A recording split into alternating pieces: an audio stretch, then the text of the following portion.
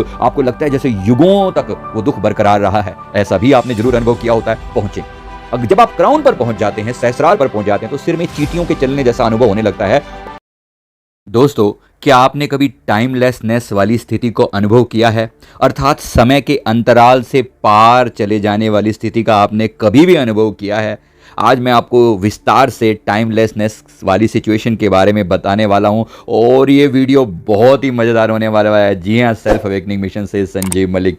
दोस्तों, अगर आप चैनल पर नए हैं तो चैनल को प्लीज़ ज़रूर सब्सक्राइब कर लें। ये टॉपिक टाइमलेसनेस वाला बहुत ही पुराना है और बहुत ही इम्पोर्टेंट है। इस मुद्दे पर एक बिल्कुल नए अंदाज में हम चर्चा करेंगे। समय शून्यता अर्थात टाइम के पार निकल जाना, एक ऐसी अवस्था जब आपको समय का पता ही ना चले कि समय जैसी कोई चीज़ है। ऐसा कभी भी अनुभव हो सकता है। ध्यान की गहराइयों में ऐसा अनुभव होना बहुत उत्तम है। कभी कभी किसी बहुत ही प्यारे दोस्त के साथ समय बिताते हुए आपको समय का एहसास ही नहीं होता कि कितना समय निकल गया है।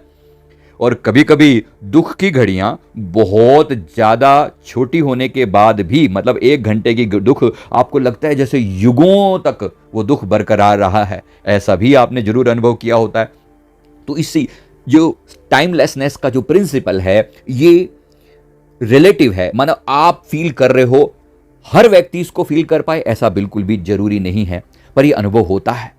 आपके परिप्रेक्ष्य में, आपके कंटेक्स्ट में बिल्कुल अनुभव कर सकते हैं। क्या आपने कभी अनुभव किया है? कमेंट करके जरूर बताइएगा। अब इस टॉपिक के बारे में आपको मैं अलग अलग तरीकों से उदाहरण देकर बताता हूं। जैसे आपने टाइम मशीन के बारे में जरूर सुना होगा। तो भौतिकी की, साइंस की एक शाखा है क्वांटम फिजिक्स, जो समय शून्यता को किसी दूसरे रूप में परिभाषित करती है। इसके अनुसार टाइम मशीन की परिकल्पना की गई जिसमें बैठकर आप भूत और भविष्य दोनों का सफर तय करते हैं। क्वांटम फिजिक्स की ये थ्योरी जो है वो परमाणुीय गति और प्रकाश की गति की रिलेटिव थ्योरी पर आधारित है। यानी आप किसी भी स्थिति में इन दोनों की गतियों में अगर आप एक हार्मनी स्थापित कर दें तो आप पास्ट और फ्यूचर दोनों को देख पाने में सफल हो सकते हैं। हालांकि ये अभी तक एक कल्पना मात्र है और इस पर अनेक तरह की मूवीज भी बनी हैं। आपने टाइम मशीन जैसी मूवी के बारे में जरूर सुना होगा। अगर नहीं सुना तो ऐसा आप YouTube पर सर्च करके देख सकते हैं। इसमें अनेक थ्योरियां दी गई हैं जिसमें टाइम मशीन के अलग अलग रूपों में बताया गया है। कुछ लोगों में ये कल्पना भी की गई है कि उनके पास ऐसी शक्ति है या ऐसी मशीन है जिसके द्वारा वो टाइम के पार जा सकते हैं। अब मैं आपको इसका आध्यात्मिक पहलू समझाता हूं। अगर स्पिरिचुअलिटी में आपको इसका अनुभव करना हो तो कैसे अनुभव किया जाए? कभी कभी हो सकता है आपने कोई मधुर कीर्तन गाते गाते समय का एहसास खो दिया हो। कभी किया है आपने ऐसा? अगर हो तो जरूर बताना। कभी कभी परमात्मा की दिव्यता में लीन होकर हो सकता है आपको समय का बिल्कुल बोध ही ना पता चला हो। आप बैठे थे और आप जब उठे उस अवस्था से तो आपको लगा जैसे कुछ समय व्यतीत हुआ ही नहीं है, लेकिन आपने घड़ी में समय देखा तो 2 घंटे बीत चुके हैं। आपको लगा कि अभी 1 सेकंड का भी टाइम नहीं बीता है। ऐसा बिल्कुल हो सकता है। क्या आपने कभी ऐसा अनुभव किया है? अगर हां तो कमेंट करके जरूर बताइएगा। अब मैं आपको बताता हूं कि अगर मेडिटेशन की गहराइयों में इस अवस्था को पाना हो तो कैसे होता है। वास्तव में जो मैं थर्ड आई एक्टिवेशन की बात करता हूं, बहुत बार आपने हमारे अन्य वीडियो देखे होंगे, मैं हमेशा चक्र साधना के बारे में जरूर बोलता हूं कि चक्रों की साधना की जाए। तो चक्र साधना का अर्थ क्या है कि अपने शरीर में ऊर्जा के कुछ केंद्र हैं जिन पर ध्यान लगाने से आप उन चक्रों की ऊर्जा को एक्टिवेट कर पाते हैं। धीरे धीरे जब ये ऊर्जा ऊपर सहस्रार तक पहुंचती है तो उसके बाद आप टाइमलेसनेस का अनुभव कर पाते हैं। हालांकि नीचे के किसी भी चक्र पर ध्यान लगाते हुए टाइमलेसनेस का अनुभव किया जा सकता है। हो सकता है कि आपको ऐसा अनुभव मूलाधार पे ही हो जाए, हो सकता है आपको हृदय चक्र पे हो। अगर ऐसा नहीं हुआ तो क्राउन चक्र अर्थात सहस्रार पर जाकर तो यह अनुभव होगा ही होगा। वहां जाकर समय का बोध नहीं बचता। क्या आपने कभी सहस्रार तक की यात्रा की है? हमारे बहुत सारे वीडियो में क्राउन चक्र के ऊपर मैंने विस्तार से बताया है। संजीव मलिक क्राउन चक्र के नाम से आप वीडियो सर्च कर सकते हैं, आपको अनेक वीडियो मिलेंगे। इसमें एक खास ध्यान है, सिर की चोटी से ऊपर ध्यान के नाम से एक ध्यान है, जरूर करके देखिएगा तो आप अनुभव कर पाएंगे। तो अब मैं आपको स्टेप बाय स्टेप अगर अभी बताऊं तो वो क्या होगा।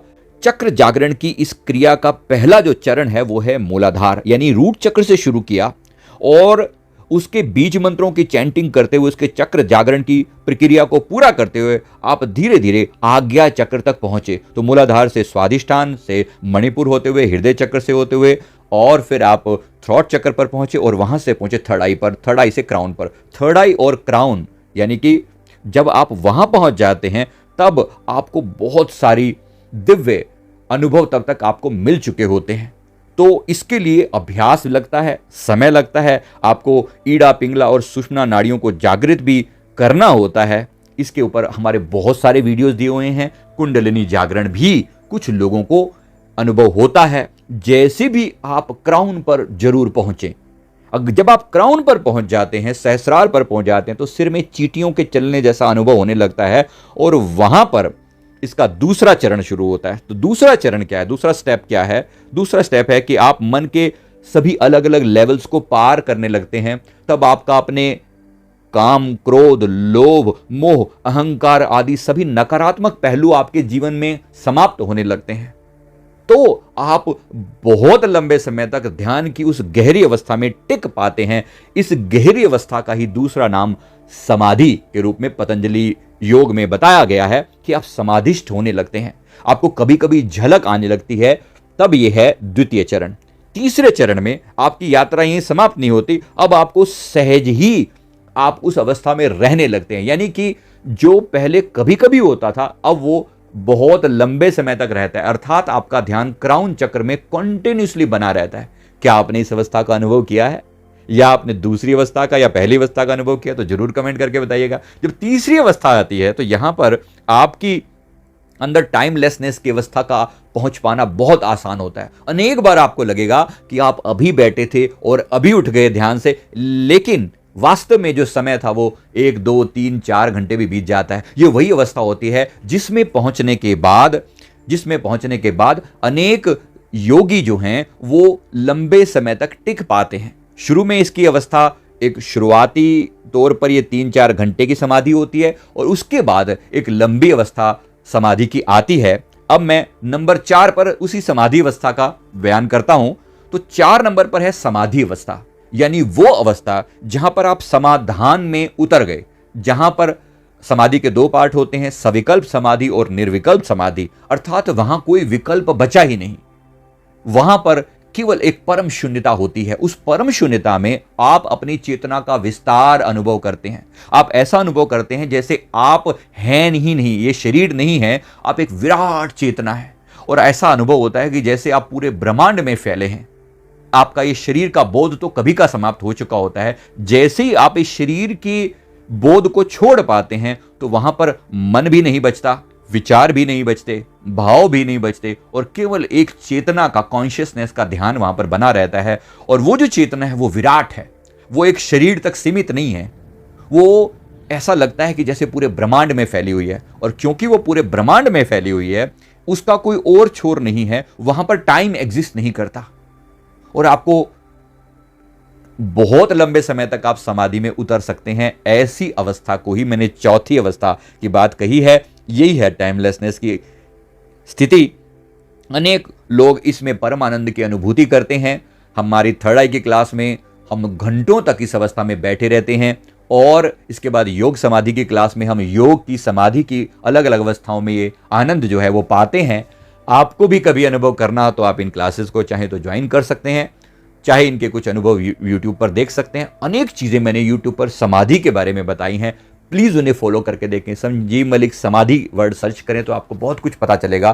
क्या आपने भी सुमित अवस्था का कभी अनुभव किया है? अगर हाँ तो कमेंट करके जरूर बताइएगा। मैं उम्मीद करता हूँ वीडियो आपको जरूर अच्छा लगा होगा। वीडियो लाइक करें, कमेंट करें, चैनल को जरूर सब्सक्राइब कर लें। Thank you very much.